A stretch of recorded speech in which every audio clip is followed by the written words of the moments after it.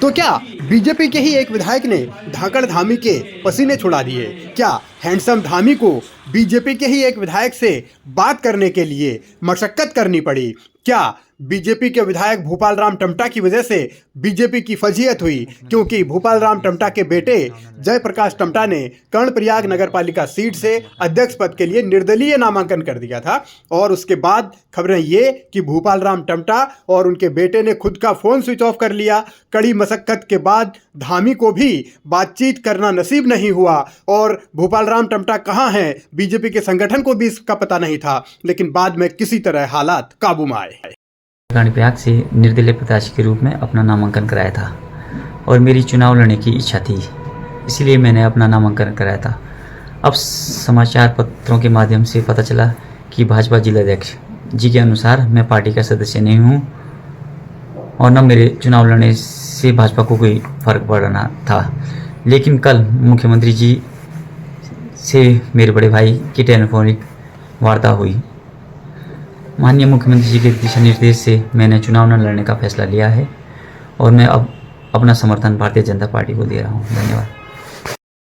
विधायक भूपाल राम टमटा के बेटे अब ये कह रहे हैं कि वो चुनाव में बीजेपी का समर्थन करेंगे। हालांकि ऑफिशियली उन्होंने नामांकन वापस नहीं लिया है, लेकिन धामी को जिस तरीके से मशक्कत करनी पड़ी, उनके भाई से फोन पर बात हुई तब जाके मामला सुलझा। महेंद्र भट्ट इस मैटर को सुलझाने में पूरी तरह नाकाम रहे, जबकि वो खुद चमोली जिले से आते हैं।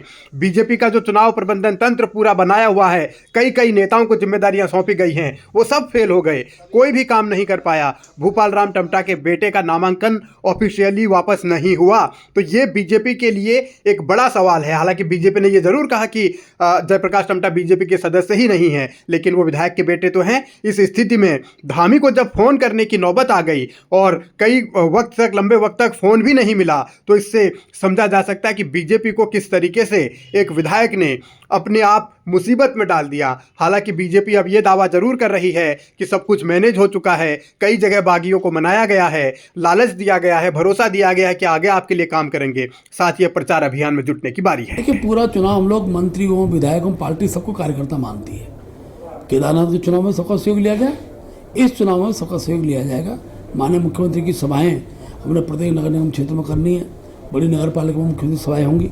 मेरा प्रत्येक रूप से अनेकों स्थानों पर जाना होगा और हमारे प्रदेश के पूर्व मुख्यमंत्री, हमारे सभी मंत्रीगण, हमारे सांसदगण, सबको हम अलग अलग स्थानों पर उनके कार्यक्रम श्रृंखला बनाएंगे।